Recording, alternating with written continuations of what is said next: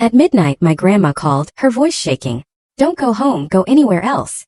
I asked why, but all she said was, "Please just trust me." I did as she said. And right then police cars swarmed my street. The phone buzzed and my grandmother's trembling voice cut through the quiet of the parking lot. "Don't go home, Terry. It's dangerous." My blood ran cold. Dangerous? What could she possibly mean? I had no idea then, but that single warning saved my life, and shattered my world into a million pieces, all thanks to the brother who'd always been a poison in my family's veins. I tried to ask more, but she just repeated, "Trust me. Go somewhere else now," before hanging up. My heart hammered against my ribs, a frantic drum against the chilling premonition that settled deep in my gut. I followed her cryptic advice, driving to a friend's house just a few miles away. Less than an hour later, the night was ripped apart by the blaring wails of fire trucks and police sirens. From a distance I stood paralyzed, watching as my house, the home I poured my sweat and soul into, every memory, every dream, erupted in a furious inferno. I stumbled out onto the icy sidewalk barefoot, the brutal cold nothing compared to the shock searing through me. One name echoed in my mind, burning brighter than the flames. Grayson. My volatile younger brother, who I'd finally refused to lend money to that very afternoon. There was no evidence yet, just a gut-wrenching certainty, and a surge of the most profound anger I'd ever known. I sped to my parents' house where Grayson as usual mooched off them. I found them and as always they shielded him. My mother's voice was gentle, almost pleading but sharp enough to cut. "Don't make a big deal out of this, Terry. Family comes first." But this time something inside me snapped. I swore to God I wouldn't let it slide. "See, my name's Terry Henderson, I'm 35, an electrical engineer in Milwaukee. I'm not one to complain, but if you ask I'll tell you straight. My life feels like a book with a badly written plot, and I'm the protagonist who always gets the raw deal. I'm the eldest, the one who always had to carry the load, always sacrificed, but was never recognized. My family, or what passes for one, is a tangled mess of favoritism, injustice, and wounds that never heal. My father, Stanley, a retired welder, is the patriarchal type, always boasting about his glory days. But when it came to his youngest son, he was utterly blind. To him, Grayson could destroy the world and still be the little boy who needed protection. My mother, Betty, a school nurse, is emotional and easily swayed by Dad and Grayson. Whenever I tried to talk about the unfairness at home, she'd just sigh. "Grayson's still young. He needs more help than you." From childhood, he was spoiled rotten. I remember her buying him new shoes while my own were tattered, or Dad patting his shoulder for kicking a soccer ball while I worked part-time from age 16 to help the family. Grayson was aggressive, selfish, and never grateful.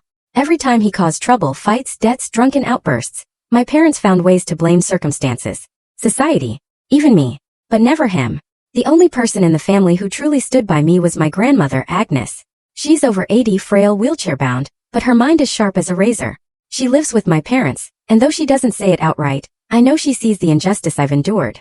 On summer afternoons when I was a kid, she'd pull me into her lap and tell stories about my grandfather, who she said I resembled. Hard-working, patient, always putting family first. "You're my pride," she'd say, though I never quite felt worthy. She was my lighthouse, the only light in my darkest days. My house, a few miles from my parents', was small, but it was the result of years of grinding hard work. I loved that house not just because it was mine, but because it was where I could finally escape my family's shadow, where I could simply be myself. But Grayson, fueled by jealousy and resentment, destroyed it all in one horrifying night. The tension between us wasn't new. It was like a smoldering fire that had been burning since we were kids. I remembered having to give up toys, better food, even praise I deserved. When I graduated college with an engineering degree, Dad just gave a curt nod. "Good, but don't get cocky." But when Grayson dropped out, they comforted him. "He'll find his own path." His path was gambling, drinking, and calling me to beg for money. I swear I tried to be a good brother. I gave Grayson money countless times, knowing he'd just throw it away at casinos or bars. I hoped one day he'd change, grow up, see me as something other than an enemy. But every time I helped, he took it for granted, even sneering. "Big brother's always got cash, huh? I'm not rich. I just worked myself to the bone for a stable life." That afternoon, he showed up at my door, face flushed, eyes wild, demanding a few thousand for some new project. I knew his projects. Gambling debts, the same cycle I'd foolishly funded before. I looked him dead in the eye and said, "No, Grayson. Not this time." His face darkened, his lips curling into a snarl. "You'll regret this, Terry," he growled, slamming the door and storming off. I was used to his temper, but there was something different in his eyes that day, like a cornered animal. I never imagined his threat would become reality so quickly. The air that afternoon was bitterly cold, the kind of late autumn Wisconsin chill that cut right through my thin jacket. I'd just returned from work, exhausted after a long shift. My small house at the end of a quiet street was my sanctuary. But that peace shattered when Grayson showed up, pounding on the door hard enough to rattle it. I opened it to find him, hoodie disheveled, hair a mess, the faint smell of alcohol clinging to him. Bro, lend me some cash. I've got a project, he said casual like he was asking for the time. I sighed and started to close the door, but he jammed his hand against it, shoving it open. Don't act high and mighty, Terry. I need money now. What kind of project needs money every time? I asked, trying to keep my voice steady. I'd heard this line a dozen times. New project, big opportunity. It always ended with Grayson disappearing for weeks, only to return buried in debt. He smirked, stepping inside uninvited, plopping onto my sofa as if it were his own house. You don't need to know. Just give me the money. I stood there, fists clenched, fighting the anger rising within me. The small room suddenly felt stifling. The mementos on my shelf, a photo of me and my grandfather fishing, the engineering degree I proudly hung up, reminded me of everything I'd sacrificed to get here. And Grayson, my younger brother, who never appreciated anything, expected me to keep handing him everything. No, Grayson, I said firmly. Not this time. How many times have I helped you? What do you do with the money? Gambling? Booze? You think I'm a bank? His face darkened. He shot to his feet, pointing a finger at my face. Who do you think you are, Terry? The great big brother? You've got a house, a job, and I've got nothing. You don't help me, don't blame me for what happens. His voice roared, echoing through my small house. I saw a neighbor peek out, but I didn't care. I just stared into his eyes, searching for a trace of the brother I once loved, but all I found was bitter resentment. Get out of my house, I said, my voice cold-clipped. Grayson growled, kicked the leg of my table, and stormed out, the door slamming shut behind him. I stood there, heart pounding, feeling like I just survived a battle. I didn't know the real battle was still ahead. After Grayson left, I sank onto the sofa, my hands trembling. I wasn't afraid of him, not really, but the way he looked at me sent a chill down my spine. I knew he was volatile, knew he'd gotten into bar fights, been arrested, but setting my house on fire? I never thought he'd go that far. I reached for my phone to call Mom, then stopped. What would she say? Grayson's just struggling. Don't blame him. Dad would tell me. As the older brother, you need to be forgiving. I'd heard those words my whole life, and each time they made me feel smaller in my own family. I decided not to call. Instead, I cracked open a beer and stared out the window. Night fell, the dim streetlights illuminating the scattered maple leaves. I thought back to when we were kids, when Grayson and I used to play. Once I'd given him my brand new bike, even though I'd worked an extra month to buy it. He grinned, calling me the best big brother. But that smile was long gone, replaced by jealousy, resentment, and unreasonable demands. My phone buzzed, snapping me out of my memories. It was Mom. I hesitated but answered. Terry, what did you do to make Grayson so upset?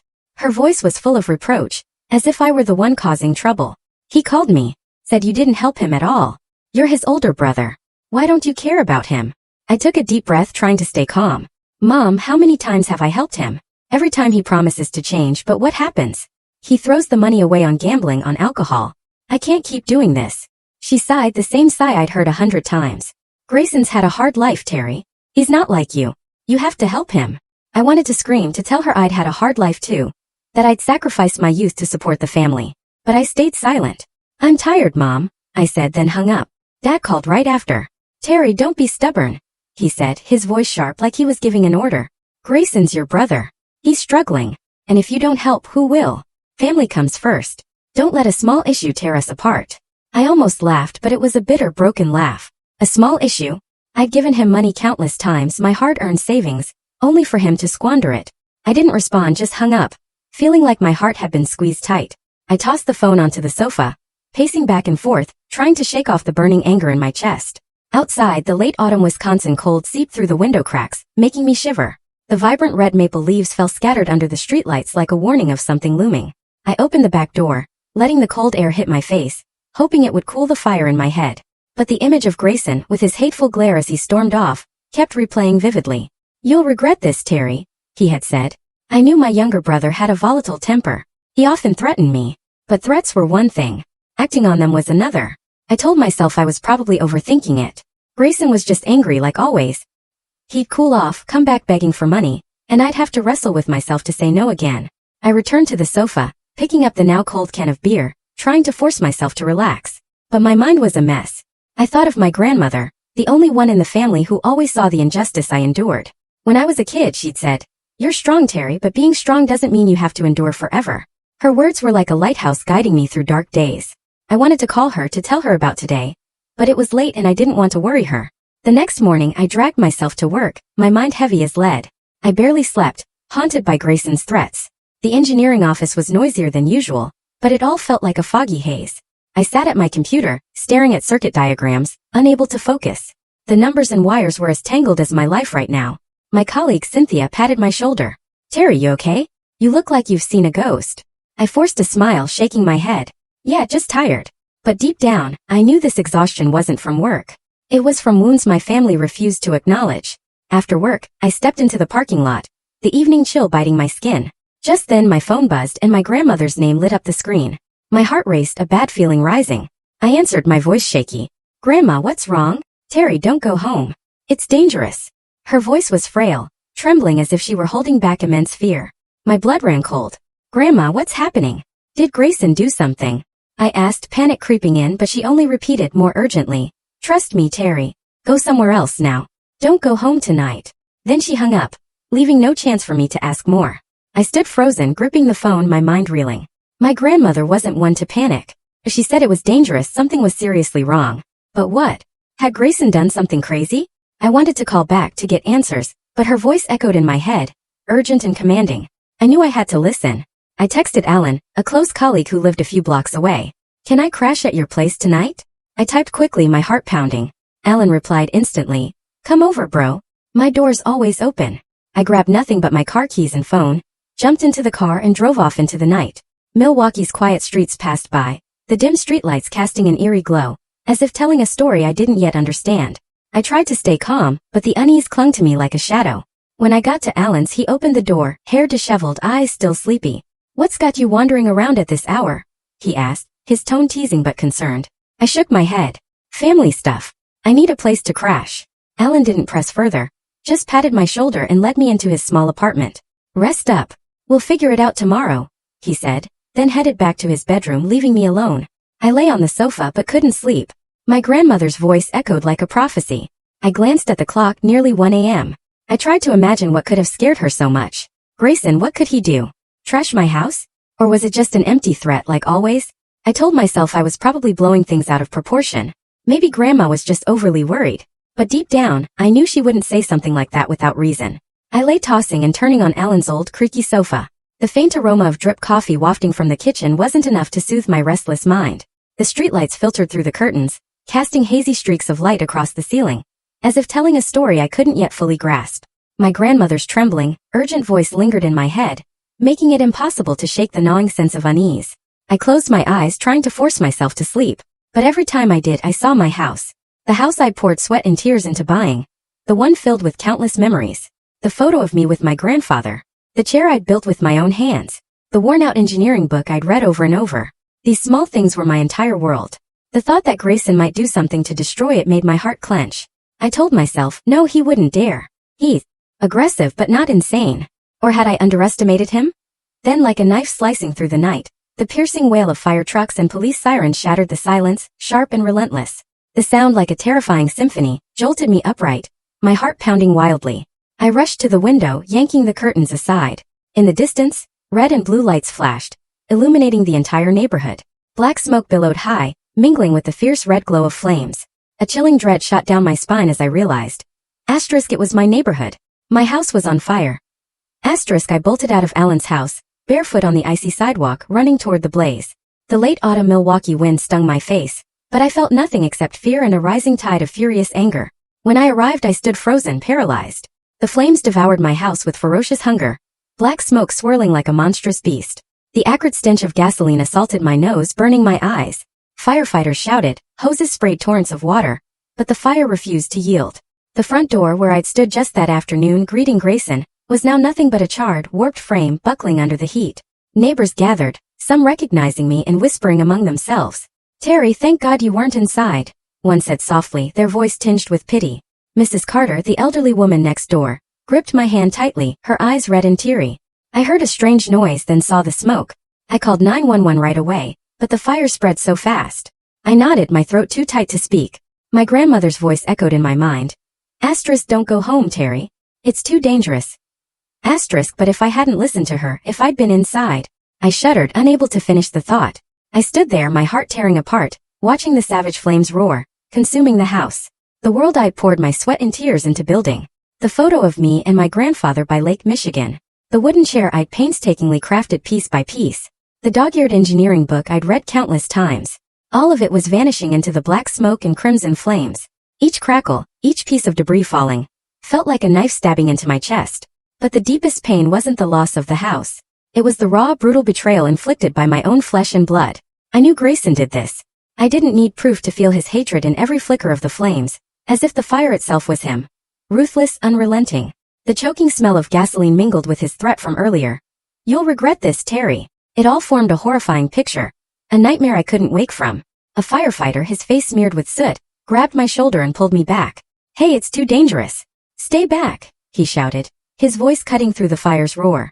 I wanted to scream, to charge into the inferno, to claw back even a single fragment of my memories from the flame's cruel grip. But the firefighter stood like a wall between me and my burning home. My body froze, but my heart raced and my eyes stung. Whether from the smoke or the agony tearing through my chest, I couldn't tell.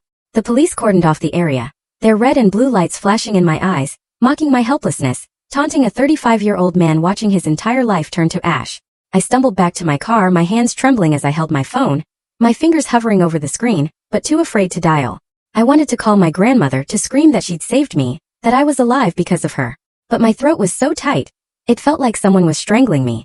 Tears welled up, hot and heavy, but I bit my lip, holding them back. I couldn't cry. My grandmother always said I was strong.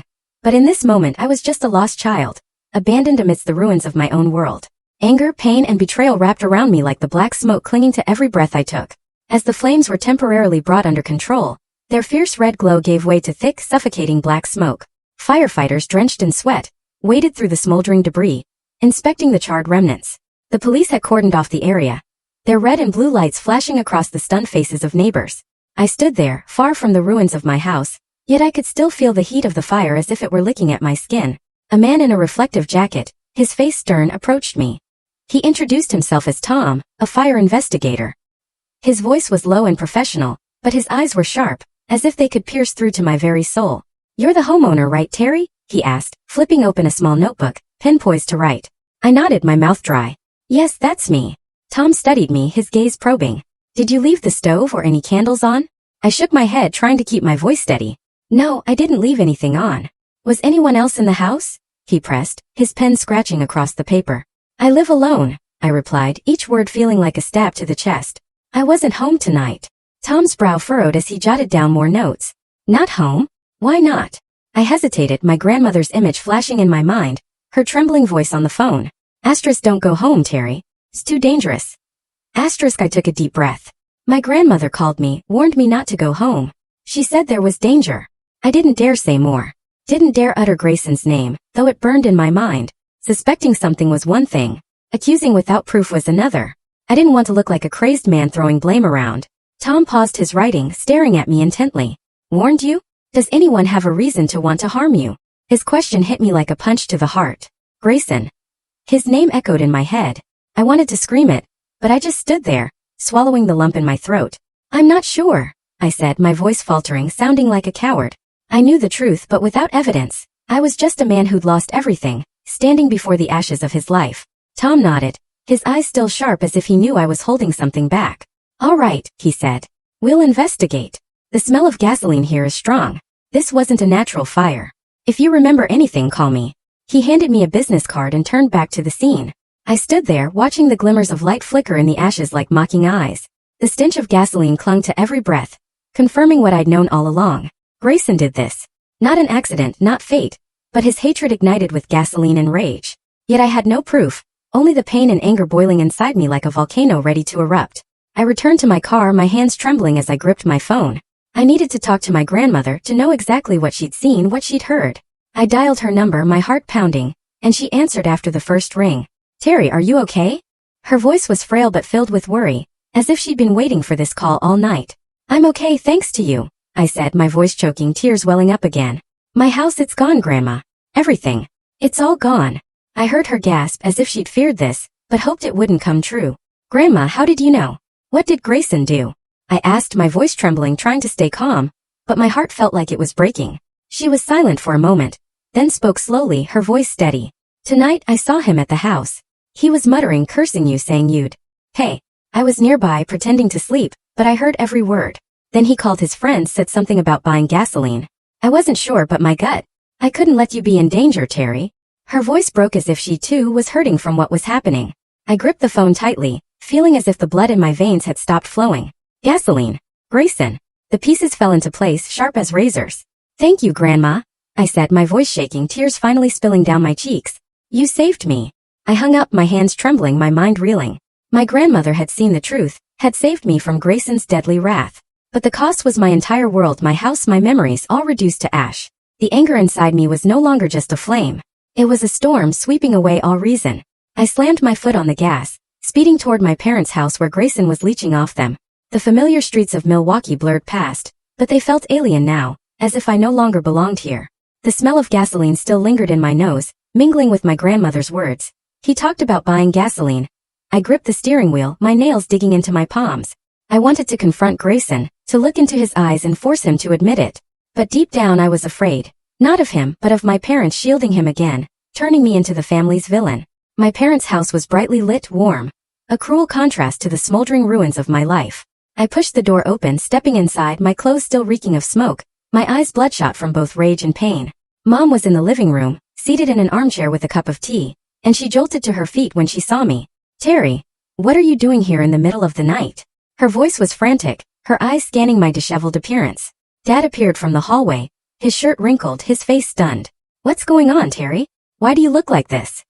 He stepped closer, his voice tense as if he could sense a storm brewing. I didn't answer, didn't stop. The fury guided me, and I stormed up the stairs, each step heavy with the weight of a lifetime of suppressed grievances. Grayson's room was at the end of the hallway, the room that used to be mine when I was a kid. I shoved the door open without knocking, and saw him sprawled on the bed, phone in hand. The screen's glow illuminated his nonchalant face. Did you pour gasoline and set my house on fire? I growled, my hands clenched so tightly my knuckles turned white. My voice was icy, reverberating in the small room. An accusation that couldn't be taken back. Grayson looked up, smirking, his eyes mocking, though I caught a fleeting glimmer of panic. Got any proof? Don't slander me, he said, his tone calm, but I knew he was acting. He knew. I knew. Mom rushed up the stairs, her face filled with alarm. Terry, why are you yelling? What's going on? She looked at me, then at Grayson, her eyes wavering as if she didn't want to believe something was wrong.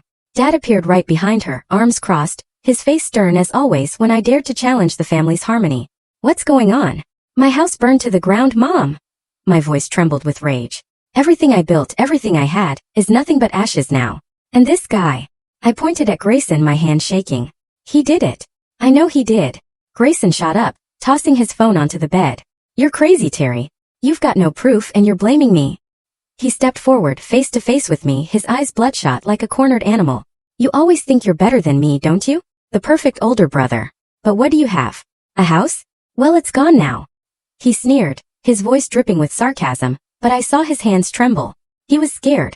Mom stepped in, positioning herself between us, her hands gripping Grayson's shoulders as if he were a child needing protection. Terry, calm down. You can't just accuse your brother like that. If the house burned, file an insurance claim. Don't make a big deal out of this. Our family's been through enough. Her voice faltered as if she were trying to convince herself that everything could still be salvaged. Insurance. I almost laughed, but it was a bitter, anguished laugh. Mom, I lost everything. Not just the house, but my entire life. Did you even ask if I'm okay? Do you even care? Or are you just worried about protecting your precious son? Like always. I pointed at Grayson, my voice breaking, no longer under control. He burned my house, Mom. I know he did. Grandma heard him talking about buying gasoline. Dad stepped forward, his voice harsh, commanding. That's enough, Terry. Stop causing trouble. Grayson is your brother. You have no proof, so don't make accusations. Family comes first. Don't let this tear us apart. He glared at me, his eyes cold as if I were the traitor, the one disrupting the family's peace. I stood there, feeling like the whole world was against me. Not a single word of comfort, not a single question about how I was doing. Just the same old shielding as always. But this time I wouldn't stay silent. The anger, the pain, and years of being overlooked erupted inside me like the fire that had consumed my house. Family? What family, Dad? The family that always pushes me aside? The family that covers for a brother who burned down his own sibling's house? I've sacrificed everything for this family, but no one ever noticed. No one ever cared. I shouted, my voice breaking with pain. Grayson smirked, stepping closer. What do you know about sacrifice? All you do is show off, Terry. You had a house, a job, while I had nothing. You didn't help me, and this is the consequence you have to face. His words were like an unspoken confession, and I saw Mom flinch, her eyes wavering. But she still held him tightly. as if letting go would reveal the truth. The consequence I have to face? I repeated, my voice dropping low, sharp as a blade. You burned my house, Grayson. You poured gasoline, lit the match, and watched it burn. You think I don't know? Grandma heard you talking about the gasoline, about making me pay. I stepped closer, just a few feet from him, my eyes locked on his. I wanted him to admit it, to face the truth. Grayson stepped back, his eyes flickering with panic, but he quickly regained his mocking demeanor. You're insane, Terry. You've got no proof at all. Just a loser standing here screaming. But his voice trembled, and I knew I was getting to the truth. Mom burst into tears, her hands covering her face. Terry, Grayson, stop it. Why are you two doing this? We're family. She looked at me, then at Grayson, her eyes pleading, but I couldn't stop. Not now. Dad stepped forward, placing a hand on Mom's shoulder. His gaze still cold and fixed on me. Terry, go home. Don't make this worse. We'll deal with it later. But I knew his deal with it meant burying the truth, as always. I shook my head, tears finally spilling. Not from weakness, but from a pain too immense to contain. No, Dad. This time I won't let it go. I turned and walked out of the room, Mom's voice calling after me. But I didn't look back. The anger inside me was no longer just a storm. It was a volcano ready to erupt. Each step I took was heavy, dragging the weight of a lifetime of being overlooked, betrayed. I couldn't stay in that house for another second. A place where the truth was buried under the guise of family. But I didn't leave right away. I walked down the familiar hallway, past the family photos hanging on the wall, their fake smiles hiding years of injustice. Grandma's door was slightly ajar, a soft yellow light spilling out from within. I knocked gently. Grandma, it's me. Come in, Terry. Grandma's voice was frail but warm, like a lighthouse guiding me through the darkness. I pushed the door open and saw her sitting in her wheelchair, her eyes lighting up when she saw me. The small room still carried the familiar scent of old wood and the lavender she loved, with the single bed, the quilt she'd knitted, and the family photos on the table, all still there. I closed the door and sat on the wooden chair beside her bed, the same chair where I used to listen to her stories about Grandpa, about the tough times they'd overcome. But tonight I wasn't that little boy anymore. I was a broken man, seeking solace from her amidst the storm. I heard everything, she said, her voice trembling, her frail hands grasping mine. You did the right thing, Terry. Don't let them weaken you. Grayson, he's gone too far. Her eyes gleamed with a deep pain, as if she were suffering alongside me. I bowed my head, tears welling up again, but I didn't want her to see me weak. Grandma, I've lost everything. I whispered, my voice breaking.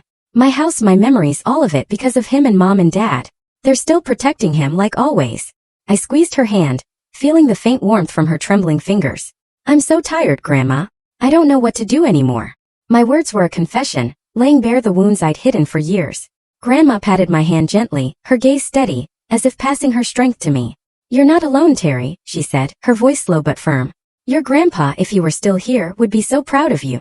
You've always been strong, always sacrificed. But this time you have to fight. Not for the house, but for yourself. She reached into the small drawer beside her, pulling out an old, worn-edged photo. It was of me as a child, standing between her and Grandpa, beaming by Lake Michigan, the summer sun illuminating my carefree face. We're always with you, she said, placing the photo in my hand. Don't let Grayson take away who you are. I held the photo, my fingers tracing Grandpa's face, the man she always said I resembled. Hardworking, patient, but never one to bow to injustice. Tears fell, soaking into the photo, but this time I didn't hold them back. I'll do it, Grandma, I said, my voice trembling but resolute. I won't let him win. She nodded, her eyes shining with pride, but also tinged with worry. Go, Terry. Find your justice, but be careful. I stood, hugging her tightly, feeling her frail warmth as a final source of strength before stepping into the battle. I left the room, the photo in my pocket like a talisman. As I walked out of my parents' house, I didn't look back, though Mom's faint, desperate voice echoed from a distance. The anger still burned within me, but now it was laced with a cold determination. I thought of the years of being compared, overlooked, forced to yield to Grayson just because he was the baby. Flashing back to childhood, I saw myself again. A boy always trying to please my parents, striving to be the perfect older brother. I remembered giving Grayson the new bike I worked an extra month to buy, just to see him grin and call me the best big brother. But that smile never lasted. I remembered Mom and Dad buying him new shoes while I wore tattered ones. I remembered working part-time from age 16, bringing money home to help the family, while Grayson squandered cash, caused trouble, and was shielded by our parents. He's still young, Mom always said, though he was only a few years younger than me. You have to love your brother, Terry, Dad always reminded, as if my love was never enough. Grandma's words had been my beacon through those dark days. You're strong, she'd said when I sat with her, venting about being compared to Grayson. But being strong doesn't mean you have to endure forever. Her words were etched in my mind, a reminder that I deserved to be seen, to be loved. But my parents never saw that. To them, Grayson was always the child to protect, while I was the one who had to sacrifice to carry the burden. Now the burned-down house was the final straw. It wasn't just a house. It was a symbol of the years I poured sweat and tears into building, proving I could stand tall despite my family's lack of support. Grayson had torched it, and with it, my last shred of faith in the so-called family. But I wouldn't crumble. Grandma's words, the photo in my pocket, and years of enduring in silence, now fueled a new fire. A fire of determination to reclaim justice. I drove back to Alan's place, my heart heavy, but my mind clearer than ever. It was late, but Milwaukee was still awake, the dim streetlights casting a yellowish glow on the empty streets. I parked in front of Alan's small apartment and knocked. He opened the door, looking at me with empathy. "You okay, Terry?" he asked, concern in his voice as he took in my state. Smoke-stained clothes, bloodshot eyes, and a face etched with pain. "Not okay," I replied, my voice hoarse, then recounted the fire, the confrontation with Grayson and my parents, and Grandma's words. Alan listened without interrupting, nodding, then clapped my shoulder. "I know you're hurting, bro, but you need proof. If Grayson did this, you can't let emotions drag you down. I know someone who can help." I frowned, looking at him. "Who?" "Victor Ramirez," Alan said confidently. "A private investigator, well known in Milwaukee. He helped a friend of mine find evidence in a theft case. If anyone can dig up dirt on Grayson, it's Ramirez." Alan scrolled through his phone, pulled up a number and handed it to me. "Call him, but you need to stay calm. Don't let anger make you lose control." I nodded, taking the number, feeling a flicker of light in the darkness. "Thanks, Alan," I said, my voice trembling. "I don't know what I'd do without you." Alan gave a small smile, clapping my shoulder again. "You're my brother, Terry. I'm always here." That night, I lay on Alan's sofa, staring at the ceiling. The photo of Grandma and Grandpa still in my pocket. A reminder that I wasn't alone. But sleep didn't come. The image of my burning house kept replaying, each flame a mocking taunt. I thought of Grayson, of the fleeting panic in his eyes during our confrontation. He knew I knew, but he also knew I had no proof. And my parents, they chose him as always. The next day, I took time off work to deal with everything. I couldn't sit in front of a computer screen, pretending to focus on circuit diagrams when my entire world had turned to ash. I drove past my burned-down house, my heart wrenching at the sight of the charred remains of the keepsakes I'd cherished for years. Scattered fragments of blackened debris lay strewn about like pieces of a shattered life. A scorched piece of wood lay alone on the ground. I stopped the car, stepped out, and picked it up, my fingers tracing its rough surface. The pain stabbed deep into my chest like a knife. This wasn't just a house. It was proof of the years I'd poured sweat and tears into. A place where I found peace amidst the family storms.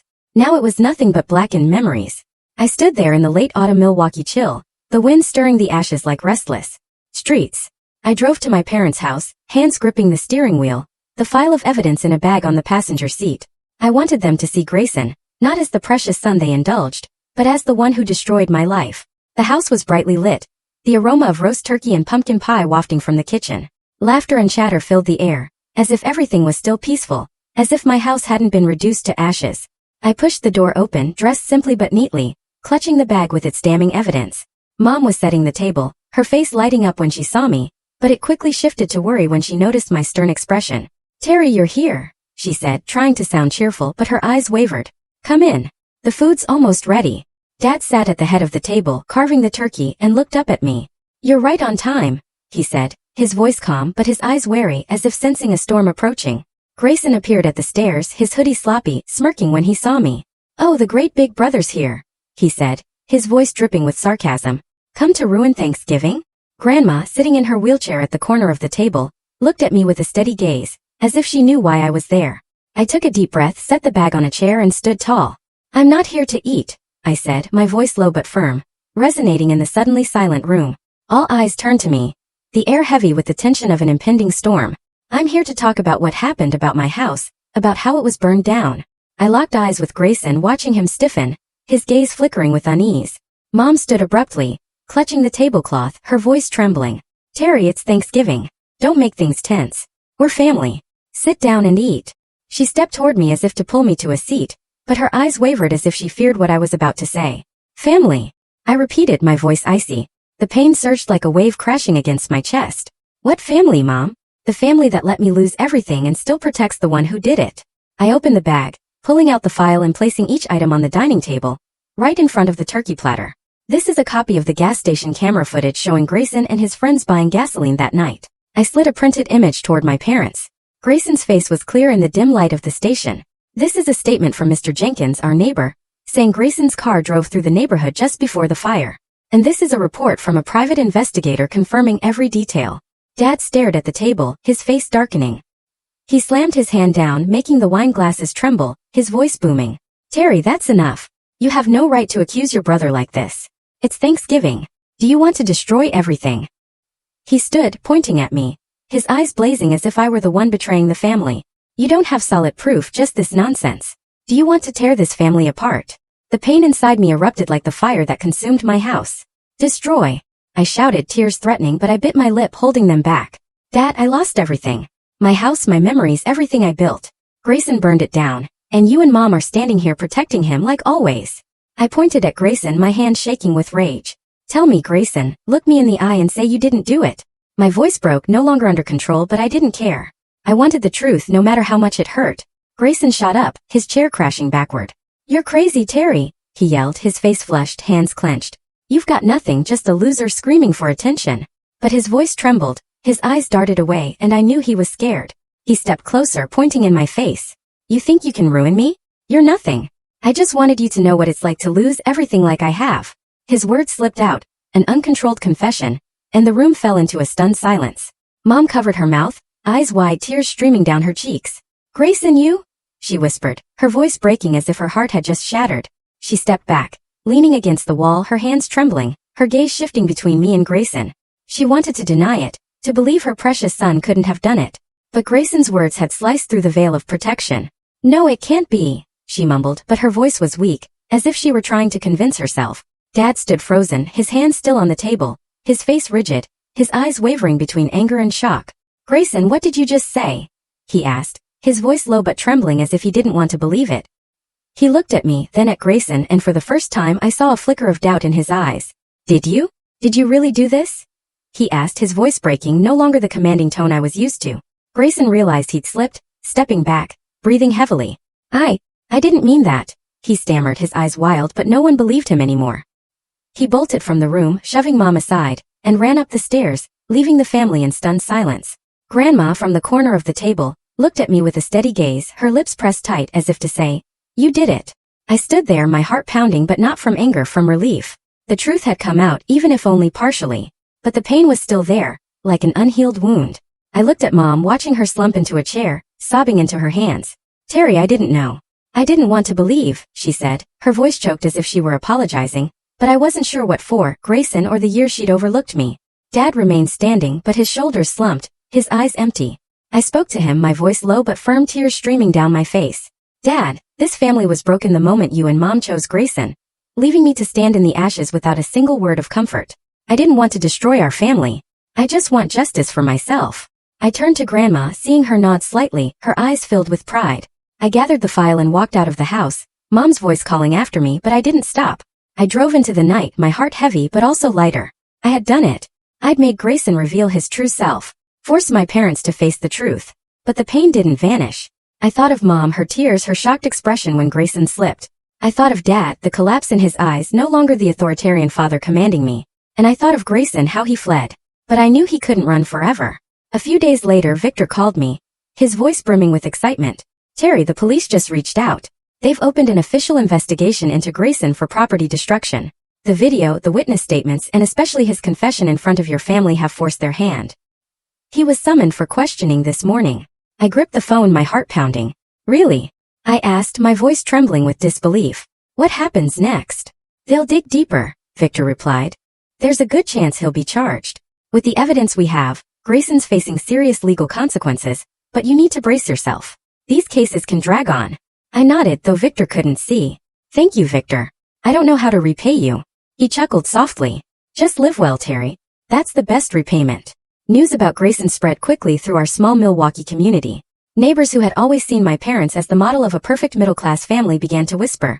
Stanley and Betty let their youngest son burn his brother's house. They always protected that kid. And now look at this. The murmurs were like a cold wind blowing through the facade my parents had built. They lost their standing. No longer the respected couple in the neighborhood. I heard Mom had taken a break from her job at the school, and Dad avoided the usual neighbor gatherings. They were forced to face the truth. Their blind favoritism had led to disaster. I didn't contact my parents after Thanksgiving. Mom's pleading texts. Terry, come home. We need to talk. kept coming, but I didn't respond. I'd given them too many chances, sacrificed too many years, only to be overlooked. This time I chose myself. I decided to cut ties with them, not out of anger but because I needed space to heal. I needed to rebuild my life from the ashes, and I couldn't do that while being pulled back into the family's vortex. One afternoon I visited Grandma. She was still at my parents' house, but I knew she was the one person I could never leave behind. I stepped into her room, the soft yellow light casting a glow on her face, now more aged, but still radiant with resilience. She took my hand, her frail fingers trembling but warm. "You did it, Terry," she said, her voice weak but filled with pride. "You're no longer the child who had to endure in silence." I leaned down, hugging her tightly. Tears streamed down my cheeks. "I couldn't have done it without you," I whispered, my voice choked. She patted my back like she did when I was a child and said, "You're stronger than you know, Terry. Your grandpa would be so proud." Her words were a beacon, lighting the path ahead, though I knew it wouldn't be easy. In the months that followed, I focused on rebuilding my life. I bought a small house in the Milwaukee suburbs, modest but enough to call home. Each day I went to work, immersing myself in my job, finding peace again in numbers and wires. Cynthia and Alan became indispensable friends, always there, inviting me to dinner or baseball games, reminding me that I had a new family, not of blood, but of people who truly cared. Grayson, according to Victor, was charged with property destruction. The trial was still ahead, but with the mounting evidence, I knew he couldn't escape the consequences. I didn't feel triumphant, only a bittersweet relief. Grayson had dug his own grave, and I had only done what I should have done long ago, stood up. On a quiet night I sat in my new home. The soft yellow light illuminated the photo of Grandma and Grandpa on the table, like a beacon shining on the scars in my heart. I thought about my journey.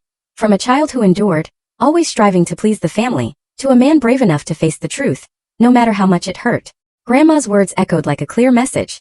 Sometimes the danger doesn't come from the world out there, but from those we love most, those we call family. But justice and dignity belong only to those who dare to stand up, to fight, even if it costs them their entire world.